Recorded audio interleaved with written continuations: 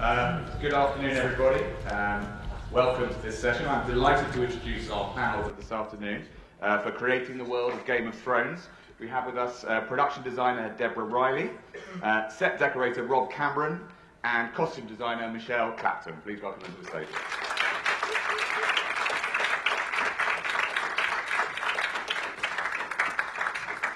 I wonder if you could cast your minds back and, as a bit of a job description, one by one, take us through what you first received from season 7 and the process by which you took a script, I assume, onto some of the things we just saw. Deb, do you want to start? So my job actually starts before there's even the scripts. Dan and David, our writers and showrunners, issue an outline every season, and this outline takes us through every episode of the new season and describes all of the scenes that take place. The dialogue isn't necessarily in place, but they do describe, from an art department point of view, and probably from a costume design point of view as well, what they expect to be seeing. So these meetings take place in Los Angeles, and the producers and I then sit down from there and discuss what will likely be shot on stage, what will be location, if it's a location, is it abroad or is it in Northern Ireland? And then about 15 weeks out from principal photography, I usually arrive on location in Belfast, which is where we're based in the Titanic studios there. And then we start breaking down the scripts from there. But yes, I start out, way up front when they're still based in Los Angeles. So. I presume those early meetings you're escorted with an armed guard. It's got progressively more painful year after year. Yeah. There was a time when we were allowed to print things out. Yes, it's gone. Way over now. So. Is it sort of Mission Impossible exploding tape recorders? Exactly. So many different passcodes for everything, and authentication things and everything else. So.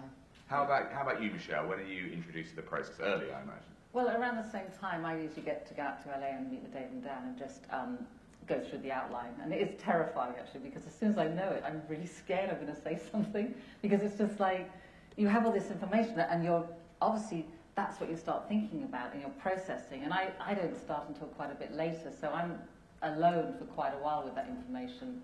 And I have non-consecutive days development time before my crew starts. So usually after we've talked through this sort of outline, which will and often does change quite a lot. So you can't really take it as what it's really going to be, but it has a rhythm of what it's going to be like. And then I just start, I guess, sketching ideas and just thinking about the character's journey and how I think they should look or would look, and I'll probably start sharing them with David and Dan. I would say I usually start about 10-12 weeks out, so I'll start sharing them before that, just so they have an idea of where we're going, and they'll contribute, an opinion to it, so that when my workroom and everything start arriving, and the assistant designers, we have something to start with. So we'll just end up, start with shapes and just feel our way into that period. And it gets progressively easier, I guess, as we go through the seasons, because you have so much that's already set. I think in the beginning it was so hard because you had nothing. We had an empty room, so that was like so intensely difficult. That it's now it feels more comfortable. I'm more comfortable with the process. I mean, you should see her workrooms. They are. I mean, they're fabulous. I'm so happy. It's all on under one roof, so it's like a sort of magic land for a costume designer. You have your offices, and it just radiates out. Your production room, your extras department, your armour department, your breakdown department. It's so great that it's all there. And this is probably a question for all of you, but what aspect in a script or an outline would make your heart leap with excitement? What would make your heart sink with, oh my God, that's going to be toil? What sort of things? Big battles? Is that battles crazy? Are a bit like, it's all down to numbers, and then it's like hundreds of stunts. And I think also when it's, there's a lot of visual effects in it as well, which is quite hard. So, you have to work with the stunts, you have to work with visual effects, it's so complicated, so you miss parts, you leave parts of garments, and you just have to work really closely with them, and it just evolves. But that's why, you have such a big crew. I think the battles are difficult too, because they read really easily on the page. Big battle. Big battle. Yeah. So-and-so rides, and then that's it. And they're not particularly designed. It doesn't read well, but actually they're intensely detailed, aren't they? Yeah. And yet, when you think back, from Rob's point of view. when you think back to previous series, some of the battles have become, I don't know if it's a production design thing, but they have become iconic. You think of, I don't know, Hard Home or the Battle of the Bastards. So would that have been design-led, or was that in the script how that would look? Or a bit of both? I think it's between probably the writers and the director of that particular episode. I think as that was directed by Miguel Sapochnik, I think he had a lot of massaging that he did to that to make it work the way he needed it to work. As I say on the page, it doesn't necessarily read as being as detailed as what it was. Yeah. And certainly for Rob, I mean, you find that they're much more work than they initially appeared. Yeah, just the amount of prosthetics and dummies and costume elements and armoury elements that we have to sort of go into. So yeah, dead people, dead horses, mud. Yeah, it sounds funny, but Game of Thrones, from a set deck perspective, you sort of think it's all going to be sort of nice cushions and drapes, and actually sort of a mud and dead bodies. Do you have a warehouse somewhere full of dead bodies? We've got we're just littered around the back lot. We've got a huge amount of dead bodies. Not only that, but dead horses. Dead horses, dead bodies, and dismembered bodies. Dismembered bodies, and then this year we've got into other stuff. Yeah. Other stuff. I won't go any further. Rob and I have been saying that you won't be able to tell us from one of the dead bodies by the end. Yeah. We'll just like go and look at the dead bodies. Why does Mummy look like a white walker? Nobody will be able to tell the difference. It's just I always wanted to film my route to work because there's the one corridor along the back of one of the Titanic studios, and you walk on, and there's been a dead body wrapped up, laying there, I would say, for the last 5 months. And I walked past it the other day, and there's somebody, because the camera department putting the tents at one, what's this here for when I don't know? And they dragged it away, and it'd been laying there like for months and months. But it definitely wasn't real. Did you check? Well, I know, I didn't check. Tell me, in terms of when you have the blank page for a new costume, let's start with costume, is it research-led? Is there historical research, or is, as you said, has it already been done, and you can go with a blank canvas?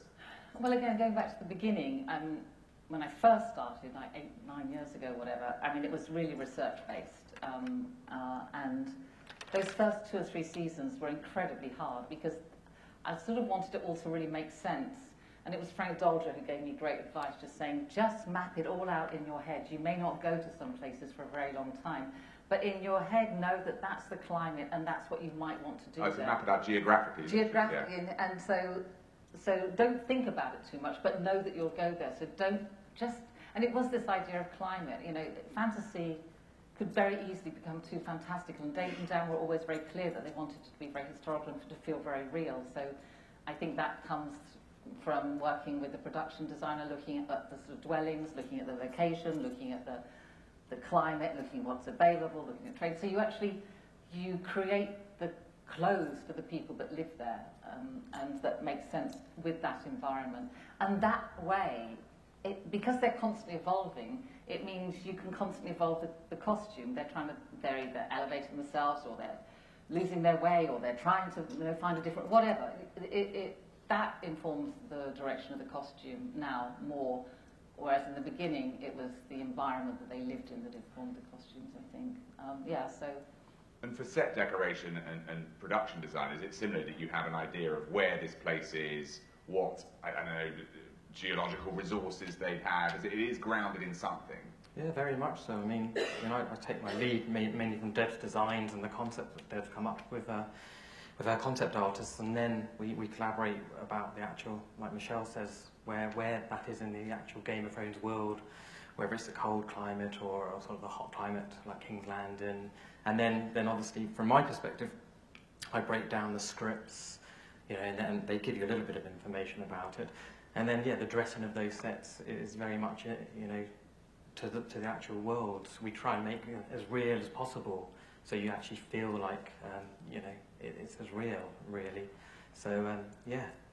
And real, obviously it comes to definitions of real, but often when I write about it, I'm talking about quasi-medieval world. But do you have an idea about where it's roughly speaking, supposed to be, and what century, roughly speaking, we're in?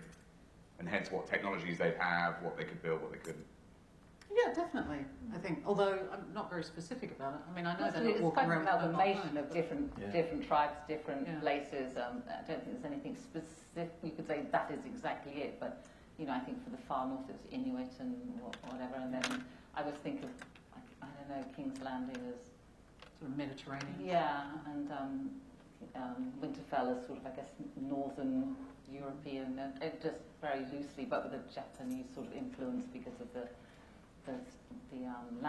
architecture has that sort of slight Eastern hint to it. So the wonderful thing with working on a fantasy is you can draw your inspirations from all over the place, and you can freely sort of cherry pick through and then take the best bits and work with them. And I think that's actually been the biggest joy of it for me, is not actually being tied to a specific century or something, but actually being able to move through. And in season 6, I used some of Arthur Erickson's work, you know, Canadian architecture, or Frank Lloyd Wright, or whoever, and the art department always laugh at me because I'll bring some sort of brutalist building to them and go, well, what about that? And they go, you know, this is a medieval show. But if we were to use it in a different way, or, you know, look at the shapes and turn them upside down, or do whatever, you can find your inspiration anywhere. And I think that's actually the greatest sort of piece of satisfaction I get out of it. And where do you get an integrity across the different departments from? Is it all through going through Dan and David, or are you in concert all the time with one another? Part of the world being believable is that it has to be a whole. So. Absolutely, yeah. Yeah, I mean, we'll talk separately, but it will come through. A lot of it is the link through as David and Dan, I think, really. Just and because Frank Dolger, who is amazing, and a producer who is a very visual producer, and I mean, he's been invaluable, I think, to us all through the years. He's just got great vision, and he, you know, I could be working on something and I can't, and I really like that he'll say, have you thought? You go, that's exactly what I was missing. And it's just his overall, and because he'll spend time with you, and he'll spend time with other departments, and he's just this sort of... He helps to knit it all together. He's got a great eye, I think. And I think you need somebody like that who's an overall vision, because we all are so and terribly busy. And sometimes you just ask the question that then you know you need to answer. Can you give us an example? Sorry to put you on the spot, but... I remember there was a dress for Cersei that I designed. I think it was in this last one, and it was, I wanted her to look like it was sort of armour, that she was really, there was something very cold about her. But it in a way it looked, I guess it looked modern. I don't know, there was something missing from it. And he said, it's great, but there's something missing. How do you link it to Cersei? And eventually, actually, what it was is we just needed to do a sigil, just a very simple sigil, and it suddenly the house sign. Made sense. It sort of brought it back to sort of where she should be, and it was just interesting. And and sometimes you're so close, you have so much going on. It's just if someone asks that question, it just focuses you on what you need to do. And he doesn't say what it needs to be. He just sort of asks the question that you need to be asked. When it comes to production design on the TM biggest show in the world, are there still any limitations? Could you go and say, we're going to build everything, or what are the challenges in that regard? Oh, it's not an open checkbook by any means. No. Lots of meetings back and forth. Yeah, and I mean, at the end of the day, it does have to fit within HBO's requirements of what they've allocated for that season, and although we've been very lucky to work on a show that's expanded season after season, it has still been within what HBO has deemed as being sort of reasonable. And although Dan and David sort of pushed that to its absolute extremes, I mean, our shoot days and all of that sort of, you know, basic logistics of it it's near impossible what we do. And, you know, I don't know how else we could do it, but I do know that if it were a feature film, we would shoot for 3 times the amount of time that we do now. Yeah. And it's not a comfortable shoot. It doesn't feel comfortable. None of us are ever relaxed. None of us ever are able to sleep, you know, because it's just, it's so all-consuming. It is so intense. Yeah. It's so intense. And, and I just know that there are better ways to do it, but we just don't have the time and we just don't have the money. Yeah. So, do you think once you've done it, you actually almost feel you could tackle anything now? I mean, it makes you feel quite invincible, because you think, my God, if I can survive that, I can do anything. And I just sometimes sit around and look at all these people and just think, and you just sort of take it in, you hear, now we're going to have 500 people coming across here, and then we need like 600 dead bodies, and then they go, and you just go, okay, fine, yeah. You just think, well, we'll work out how to do it. And so rather than being fazed by it, it's almost you just take a little bit at a time. You work your way through the problems or the script. I actually remember in season 7, you might have been in the room, Rob, when I said to our producers, at what point am I allowed to say that this is impossible?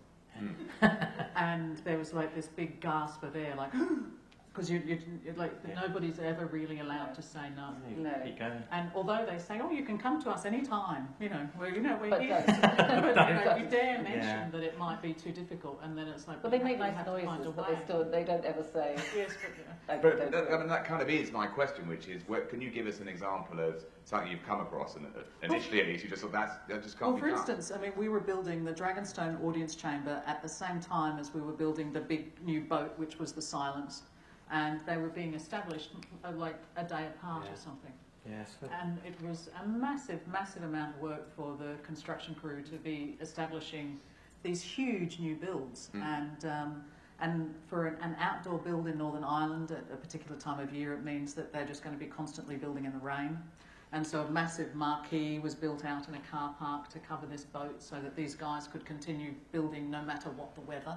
And then you've got a big sort of piece of architecture that is being built on stage consecutively, but these locations are 45 minutes apart. So at the same time as you're prepping the rest of the season, and Ready then for foreign I thought you were locations late. as well. That's amazing. yeah, and no, we had that Frozen Lake that season, but that was shooting later. But Yeah. but it was like there were these two major builds first up in the season, and that nearly blew my head off. I just didn't quite know how we were going to do that, and then that was what led to the at what point am I allowed to say that this is impossible?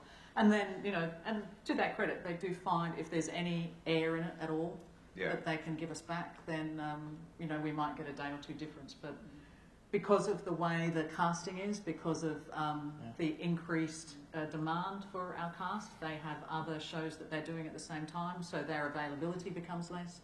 As the seasons have gone on, we've got more characters in the same place, so they can't cross-board them like they used to, because when I first arrived, it was much easier to separate them out, so it was much easier for the producers to be able to move the schedule around accordingly. But the problem is now they're all in the same place at the same time, and you're either shooting that or nothing at all.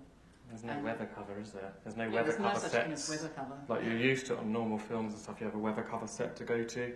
In this, it's just keep going, keep going. We shoot no matter what. And are these problems also bred of the show's own success, i.e. season on season there's been Yes. bigger set pieces, better sets, Yes. and therefore I assume you come back and go, well, how do we top that? Yeah. Yeah. And I mean, even in Dubrovnik, I mean, it's hilarious. Dubrovnik, where King's Landing. Where King's Landing was historically based, it got to the point where they couldn't find enough hotel rooms for the crew because Dubrovnik had become so popular because of Game of Thrones. So, and I remember being in a scouting van and listening to the radio, and they were saying Game of Thrones have just left Mount Surge and are heading, this way. And from that point onwards, we weren't allowed to wear anything with a Game of Thrones logo on it, because we all had our crew jackets and all that sort of stuff. And that was probably season 5, where it was like, okay, now we have to pretend. And so we developed, other names for our characters. John became really Jason. And it was really hard. But then people spot us anyway. And there was one couple who were on their honeymoon in Dubrovnik and because of Game of Thrones. And and so here's this sort of group of people, and we don't, obviously we're all different ages and all different types of people to look at. So it's very obvious that we're not a family on vacation. And we're all sort of lingering together, sort of pointing at things. And this couple sidled up and said, "You're not Game of Thrones, are you?" And we were like, "Yes." And the producer very kindly gave her the top of our, coded sheets with the big tree or whatever it was written on it at the time. And I mean, we are easy to spot when you know what you're looking for. There's the body parts by the sound of it. There was no way to hide. Tell me, when you're faced with these kinds of challenges, one cop-out, you could call it, or maybe not, would be to say, well, we'll just do that in post, or we'll get VFX to do. What's your attitude towards what you build, what you make, and what you get a computer to make for you? I always argue, and will argue till my very last breath, that if we can get it in camera, it will be better. And to the layperson, I'm sure a lot of people don't listen, but why? Just because of the lighting conditions, the lighting, the weather, the way the sun's behaving on that day, the way they're shooting it, the angles, everything about it is authentic and real and heavy, and it has a reality to it that when the people are walking in front of it, they're really walking in front of it. And the great thing about our visual effects team is they believe the same thing. they really want us to capture as much in camera as we possibly can, with the exception of the dragons, of course. I mean, and to be fair to them, most of their budget has to go towards getting their dragons as good as they can be. So with the exception of some set extensions that we occasionally will have for an establishing shot, the vast majority of what we do is actually in camera. And I'm very proud of that. And then to go from the macro to the micro in terms of set decoration, how much attention to detail is lavished upon things that perhaps a lot of viewers won't see? Yeah, we try to do, if there's a chamber, we don't want it just in the foreground or the background. Again, just coming back to that, and make it as real as possible, for the actors, for the viewers. So yeah, we go into all the details. We've got a great graphics department who, when we're doing all the books, they do all the pages of the book and the leather work and the binding. So yeah, we do lots of details. And then coming back to sort of the hire companies here in London, we've got some fantastic hire companies that we go to, which have been invaluable, I think, for the British film industry, and especially with Game of Thrones. So I hire a lot of, different pieces from them. Got different sort of the rustic stuff, and then all the nice bits in King's Landing, the Cersei's bedchambers. And you always dress at 360 degrees. Always dress at 360 because, again, it's the usual thing where the directors will always, in pre-production, talk about shots, and when they actually arrive on the set, they change it and shoot the other direction. So you have to make sure it's always ready. For that. People swear black and blue. Oh, we're only going to see this much of it, and then it's like Rob and I go, Turn up in the day, they always want 360.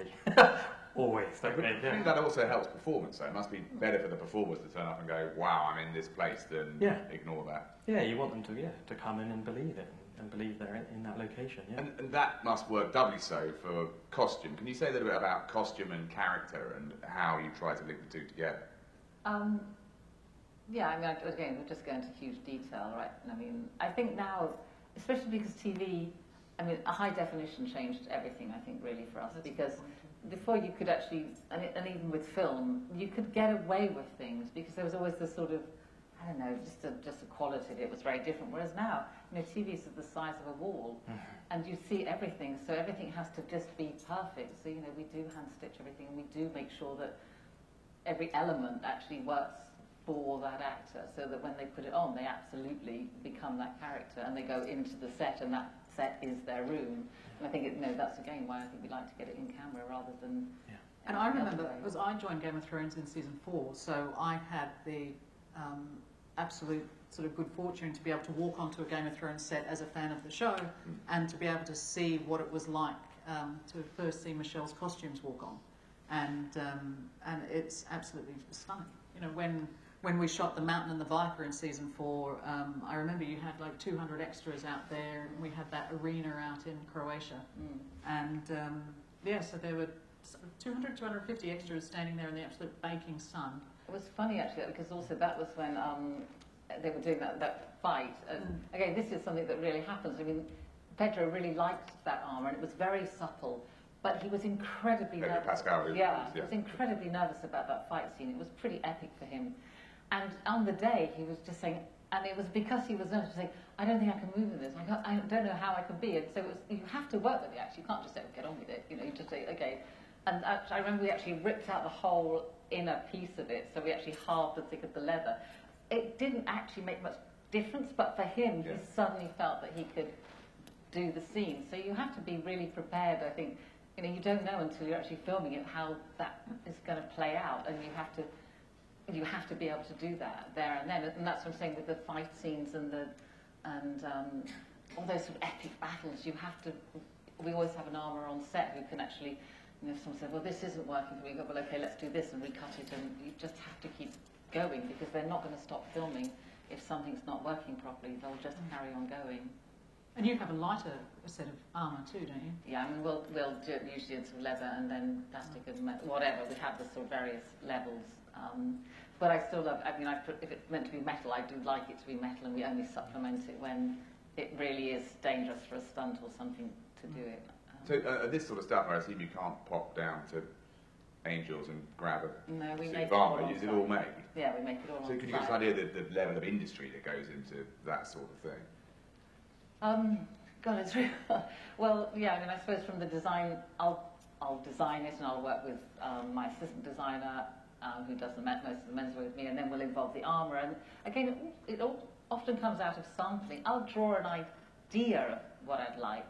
But then when we go through the sampling process, it will shift and change because the knowledge of the crafts people will actually influence the design. Yeah. And so I think I have to be very open to that. And as long as it has the balance, and it invariably gets better, I have to say, as you go through the making process.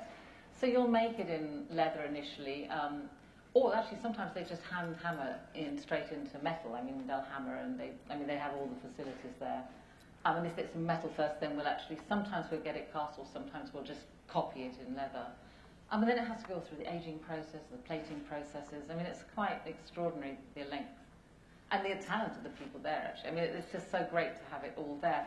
As soon as you send stuff out, you almost lose touch with it. I love it being there, because I go, actually, I think it needs to be smaller, it needs to be higher. And I go, okay, and it can happen there and then, that day. Whereas if it's been away for like a week and then comes back and I go, oh, I don't like it, then that's another, it has to go away again. And I think at the rate we work, that just wouldn't be possible. It needs to happen where we can all see it. So that's, that's the beauty of the setup there, really. We have some specific examples that we're going to look at in a moment. Just before we get those slides up, let's see if anyone has any questions at the sort of halfway point. There are microphones around the place. If you have, yes, there's somewhere. Hang on a second. We'll just get a mic to you so we can hear what you're saying. This is a question for Michelle. Your description of your workroom sounds fantastic and absolutely amazing. Well, my question is about logistics, because obviously in the previous seasons you had all of the different locations in the different countries. How do you run your team, and how many people do you have? That, do you have someone as an assistant who just, oversees the unit in King's Landing, another one in Spain or wherever you're shooting? And how do you kind of oversee it? Do you literally have to flit across countries to be able to keep track of what's happening? Yeah. Well, we always say the mothership is in Belfast, so everything emanates out of there. I have two assistant designers, one who does most of the women's and ethnic, and the other who does most of the menswear and the armour, and it's just the three of us.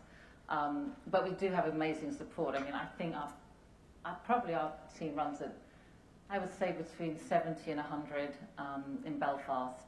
And then when we go out to Spain or wherever we go, we do send a dedicated supervisor who will go there and set up. We'll employ crew there as well. And we actually have great crew in Dubrovnik and great crew in Spain, and wherever we go, really. But we'll send key people out to just make sure that the style follows through. But we will do a lot of breakdown there, but we won't usually make there. We'll send costumes from Belfast, but we'll have a small workroom, but it won't actually be cutting costumes. And yeah, I mean, we do all just have to go backwards and forwards. I'll try and get someone, there will always be one of us there overseeing it. But also costumes have to come backwards and forwards, because someone may film there and then 3 days later they may be filming in Belfast. So often costumes come in luggage, in cases, and go backwards and forwards, which is really scary. And we used to do like handheld and carry them.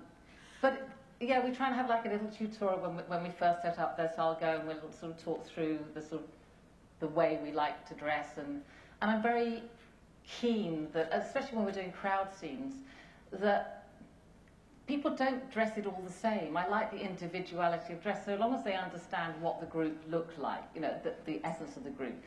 If it's a sort of King's Landing crowd, I think it's really interesting if each one is dressed in a slightly different way, because it gives each one a character. So I'm really up for people having their take on it. And obviously, before it goes on set, one of us will usually go through and check, and if there's anything which is really alarming, then obviously we'll veto it. But on the whole, I think you just give people space to sort of be creative, and I think then they engage with it to such an extent that it becomes, I mean, it's still long out, but it becomes fun, and because they're allowed to have an idea about how something should look, then they become prouder of it. So I don't know, it is a logistical nightmare, but we just sort of keep flying backwards and forwards, and I swear I spend more time in the air when we're doing those scenes. And sometimes we'll have a huge scene in Belfast, establishing, and another huge scene in Spain, and sometimes I say to Bernie, our producer, I don't know where to be, and David and Dan, where would you like me to be? And they'll always say, what scene are you most worried about?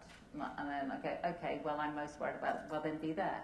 So it's sometimes heartbreaking. I haven't established some costumes that I really wanted to. And, it's a joy sometimes to see something go onto set and work, and I've missed it. So it's sad. What you need is a dragon. I do. Yes, one question there. I just wondered if there's anything that you designed, either costume or production design, that seemed like a good idea at the time, and then because they go off on these long adventures, they're sort of stuck with it, and you come back and go, oh God, why did I do that? I have a perfect answer to that. We, when we built Danny's penthouse, this was in season 4, it was designed to have a waterfall in it. And I swear there were concept art with waterfall drawn on it. It was all there for such a long time. And then on the first day of shoot, it was like, what's that? It's like, it's the waterfall. And but that looks like a hotel lobby. And so, do you remember? I do. And then suddenly the set became 3 walls instead of 4 walls because they had to keep their back to the waterfall and never see this waterfall on camera. And then I quickly had to change it into something else. And it was deeply embarrassing at the time as well because I thought everybody knew it was a waterfall. And but then people started asking questions about, well, how does the water get there? She's inside a pyramid. And I'm thinking, yeah, but she's right at the top of it. Nobody's asking how she gets there, but for some reason the water seems to not be a problem. I don't know. The waterfall is the one thing that I have never been able to live down.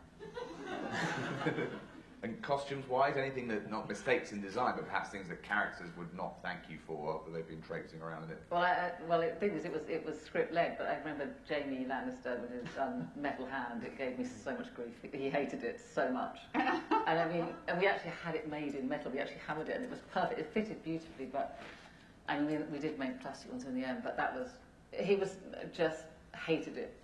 There was nothing I could do. It had to happen. I'm trying to think of other. I'm sure there are many. Hasn't there been a hat or 2 or something? I'm never allowed to put hats on. Just always no. I can't know. Did Aria like her costume that she wore around for years and years and years? She liked it, but when she finally got a new one, she said, please, when she hid it in a ward, she said, can we burn it so that I actually really can't ever have to wear it again? I always wonder with the costumes, do they smell a bit? Because they look like they might. Which of course they're would be meant to real. look like they smell. Yeah. Not really, but I think actually probably some of the sort of heavier ones for the north do get a bit hummy. Anyone else for the time being? We'll have more time for questions at the end. If not, in which case, let's have a little look. Why don't we? Do you have the slides of the Dragonstone audience hall? And I wondered where we could ask you to. What you were told to make and why you came up with what you did.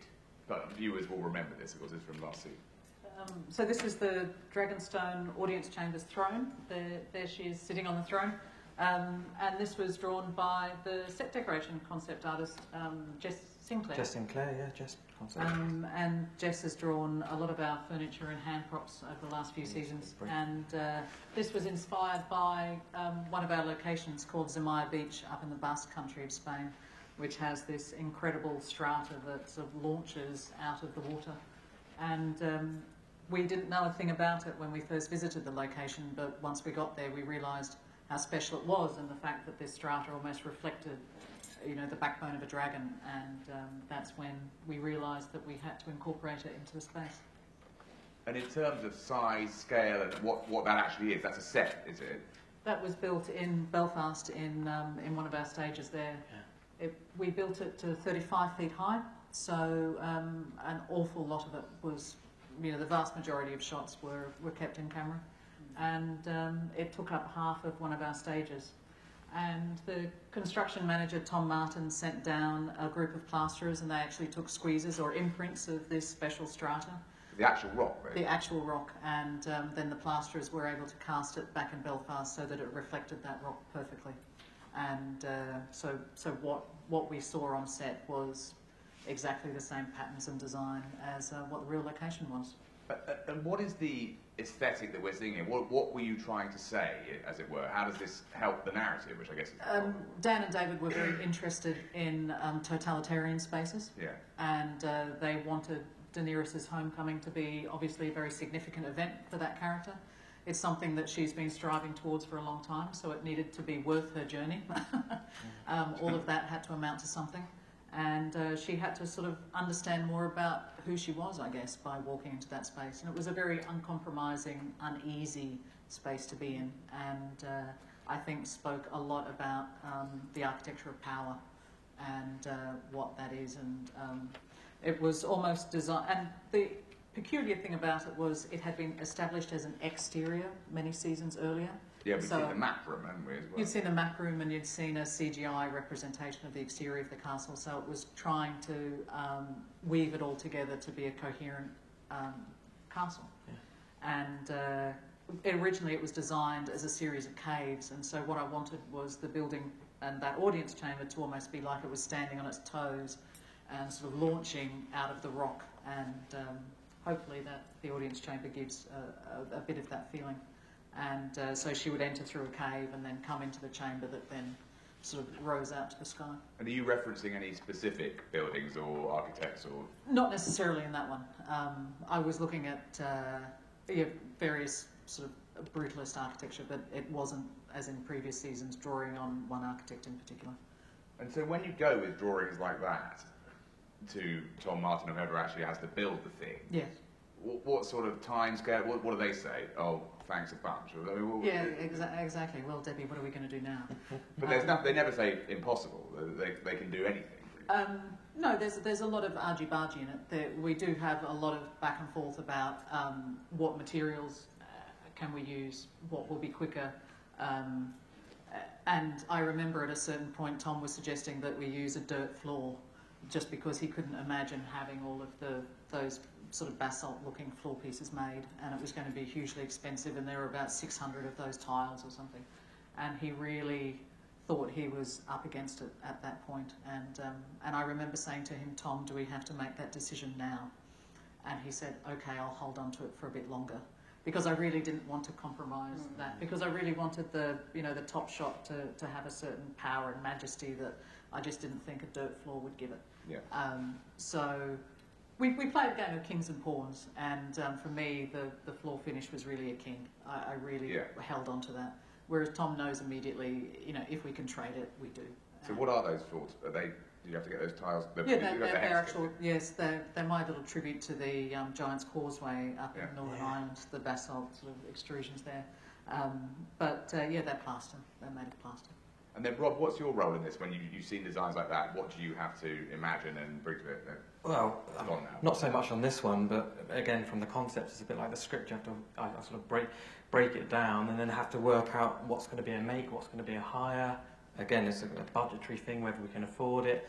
And then, like Dev said, we've got an amazing team there. And Game of Thrones, we've got a lot of makes. So we've got model makers, we've got painters, we've got a huge drapes department. So again, it depends on the set really. But like Cersei's King's Landing set, we've got to do the bedding, the drapes there, and then there's specific. Once you look at the script, obviously we have to have specific props. So hero props that are made, that are mentioned, and again, it's like this. It's constantly juggling the sort of the time scale on everything. So like Dev said, it's not always shot in sort of order. So you're always looking at. Or what I normally do is I look at what I think is a problem, and then I sort of work out how long that's going to take to do. Get that out of the way, get it out in the open, get everybody on board, because it's such a good team. So yeah, it's just breaking everything down really. So yeah, we've got so many concepts that come out. And then we look at it and where they are in the schedule. The schedule's a huge thing we're constantly looking at and changing. So it's just... The other thing too is Dan and David have to approve everything. Yeah. Absolutely everything. Everything, yeah. Does that go on most shows, or is that this one specifically they are? I'm sure more directors Yeah. on most shows have maybe more influence. Yeah, So well, like- certainly on this show I Yeah. look at Dan and David as Yeah. being the ultimate. Yeah.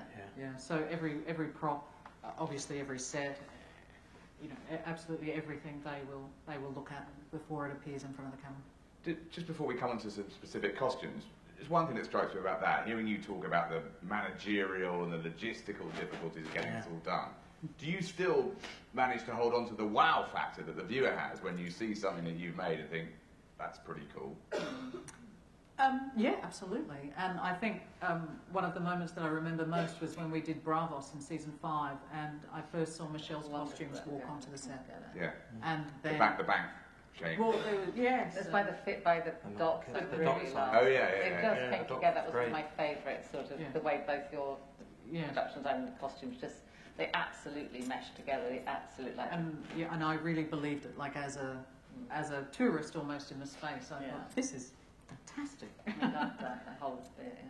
So Rob, do you have you talk about hero props, do you have one thing that you would cite as favourite over? Well, hero prop wise, I mean, there's the whole of Danny's world.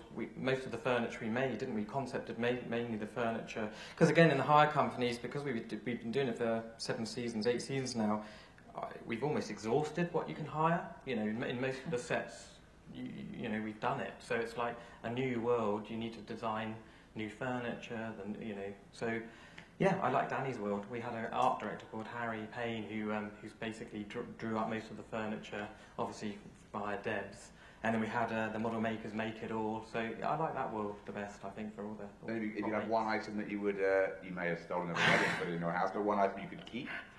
The map markers are really popular. Everybody wants the map markers are really popular. Yeah, and also we've done about 5 or 6 different types. And they're a very handy size. And they look great. And I think one of Danny's pieces of furniture would be nice. Michelle, we have some slides of your work as well. It was actually just funny to say that on that last,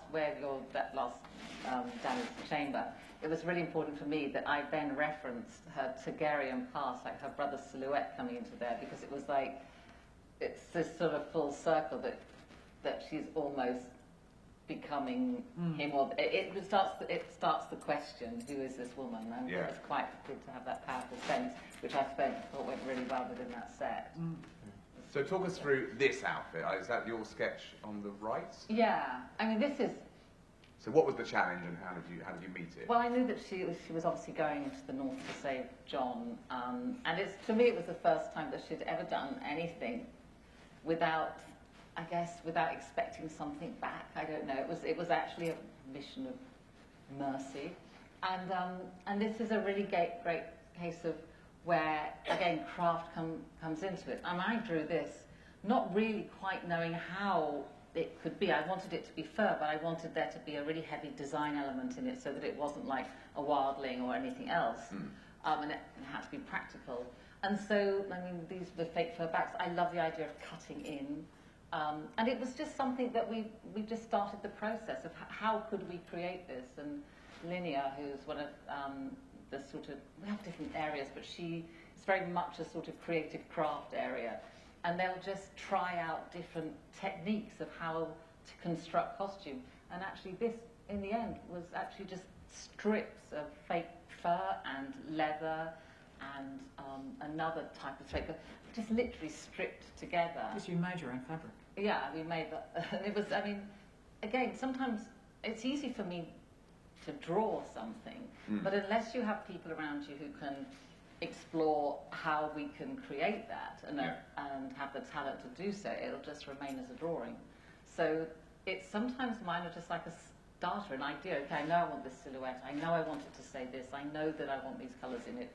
And it has to move well, and so we just put it into development, and that's a great joy. And I mean, I know the shape that suits Amelia, and I know that she has to fly a dragon in it, so it has to be able to move. And I've always kept her in trousers and boots, and so it just evolved through the department.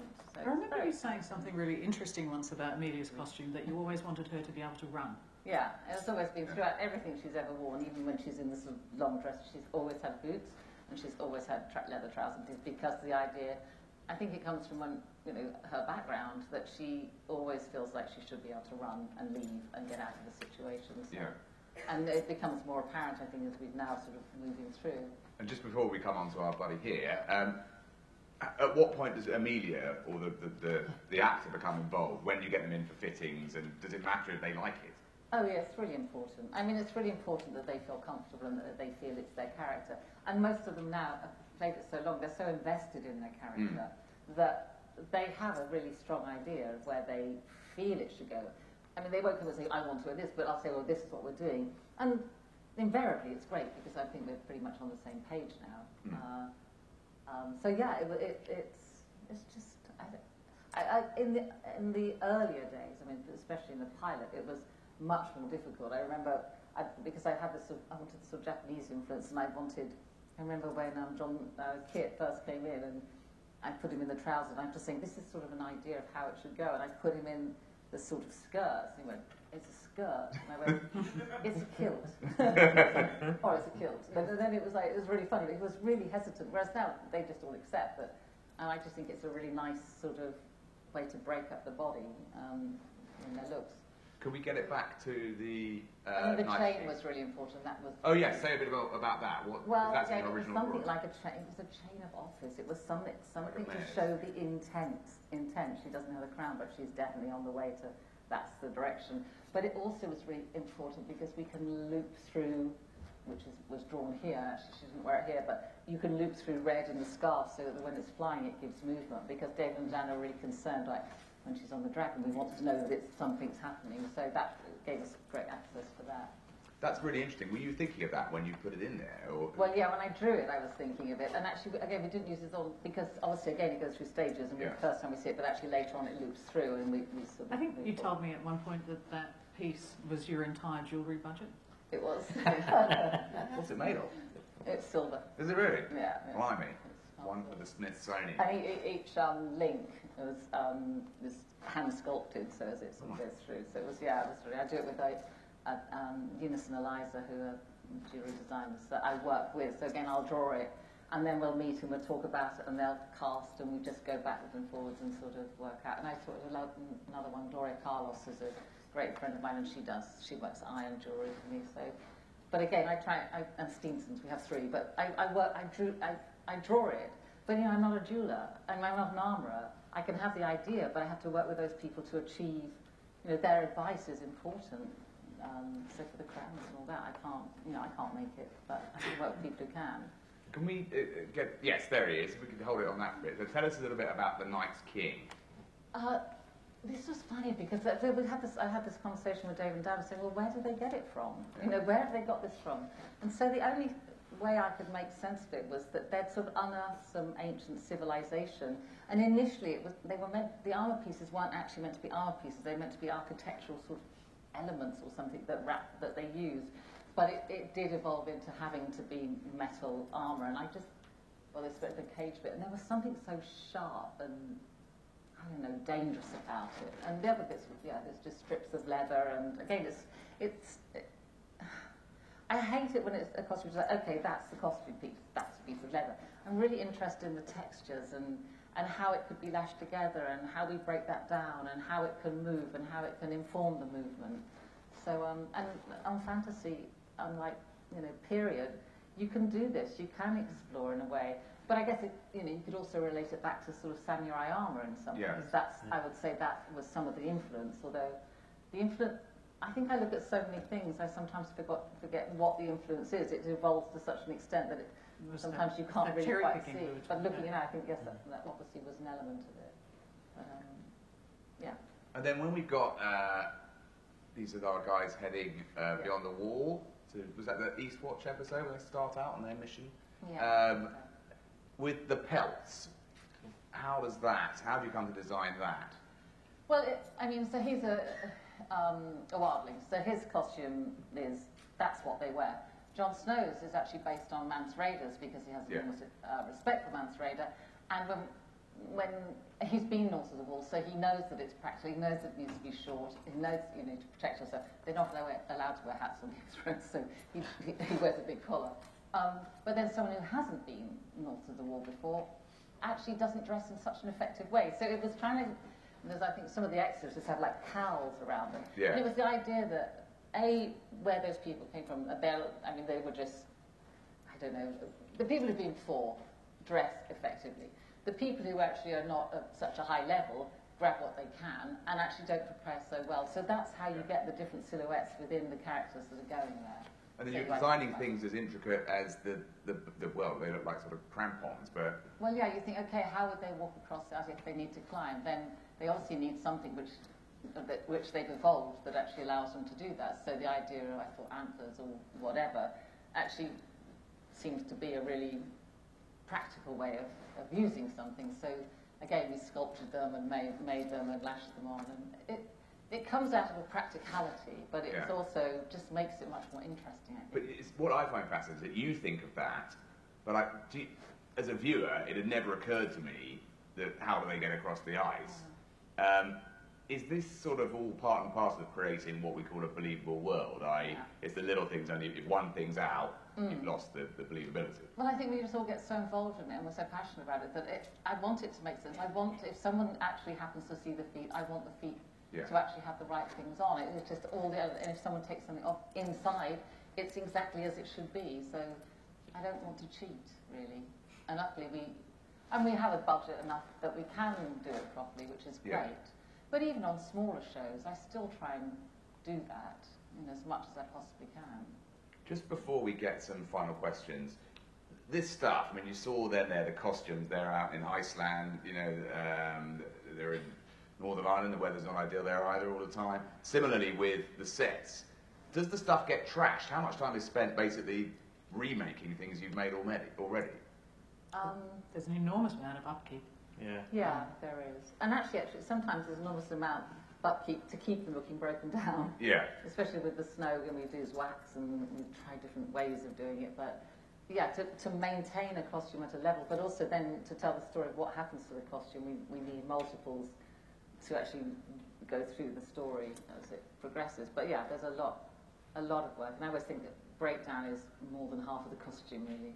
You can finish a costume, but that's really only a third of the way there. Often it's all that happens to it afterwards actually makes it into something that's believable.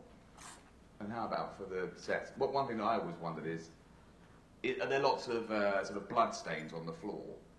Yes. It may seem like a ridiculous question, but when you think about the amount of time, I always think, the clean-up must be a nightmare. We have lots of different. We have different bloods, and bloods react differently with different props. I mean, so yeah, there's lots of tests on that. But yeah, sometimes it makes the snow go pink, doesn't it? Some blood, so we're not allowed to. Yeah, so it's all that sort of stuff. So sometimes you have to be sort of careful. So it's funny with a set like Winterfell that stood now for many years. When we're away, during the hiatus in between seasons, the set basically falls into the ground because the winters are so harsh and all the plaster sort of just falls off. And so there's a period where it needs to be rebuilt before it can specifically be built for that season. So there's an enormous amount of upkeep and repair, and I don't know, just like I would never let a film crew into my house. It's just things get knocked. Stuff gets destroyed just by the sheer wear and tear. Yeah. And it's all just part of building a film set. But all of the rain washes all the paint off, and then the water gets in behind the plaster, and the plaster falls off, and then the plywood begins to warp, and then that does that. It's all a constant. There's a separate sort of maintenance budget that goes into keeping it all. And then, of course, occasionally one of your babies gets completely blown up in the script, or how do you feel when something as magnificent as the High Septon that got wildfired, or Yeah. What's it like when you're reading the script? This thing you've spent years working on is just going to be toast. I think that's great. yeah, it's good. It's good. It means we can keep going. Tick it off. Yeah, I think it's. I think it's the difference between us and architects, if you know what I mean. Yeah.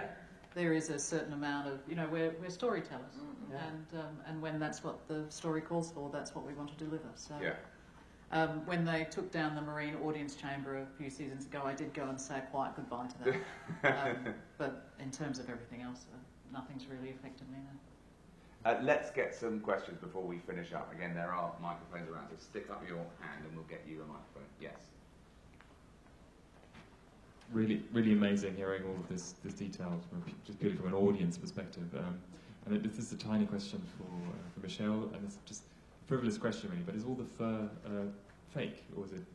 No, there is some real fur involved, and as the seasons have moved, obviously there's the famous IKEA wool rug that is not fur. And as we've moved through, we've tried to use more and more fake, but we do make sure any fur that we do use is ethically sourced. And that's not particularly an excuse, it's just sometimes you actually, to get the look, you have to go that way. But for instance, Danny's coat is almost all fake fur. And I think we've progressed more and more in that direction. Hi there.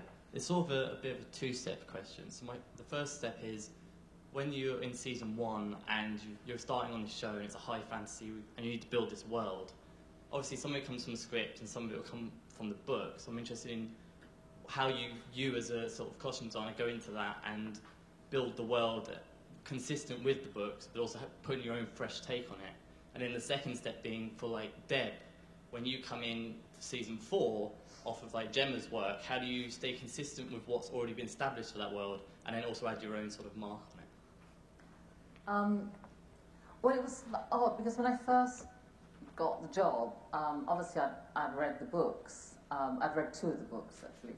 And my first meeting with David and Dan once I got the job was really for them to say, I really don't want you to refer to the books. I mean, refer to it as a sort of, as to the way people live, but not actually in their costumes. Because in the books they tend to be a bit more fantastical.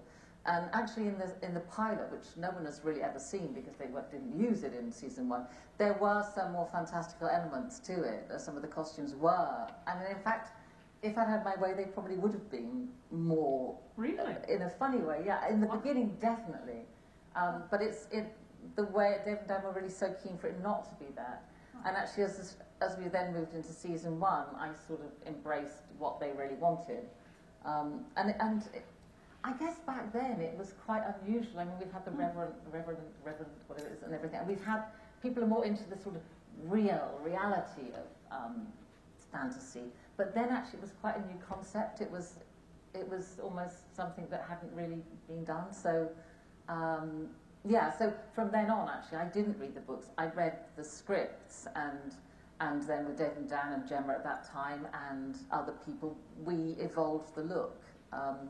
And I sometimes, obviously, book readers are critical of that, and it's difficult. You know, anyone who designed it would have designed it because that's what they're employed to do, to design it in the way David and Dan wanted it to be.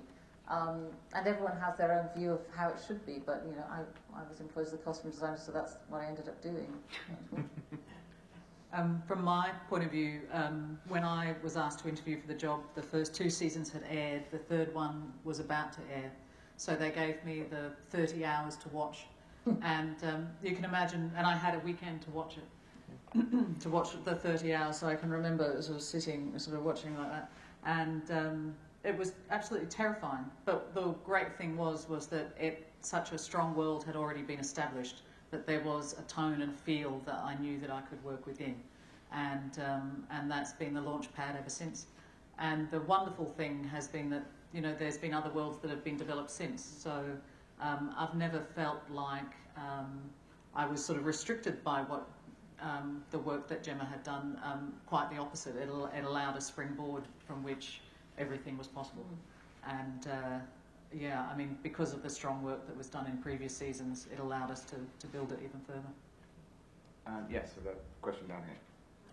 I just wondered if there might have been a specific costume or character's wardrobe that you found the most challenging to design and then to make. Some of Dana's dresses were quite challenging. I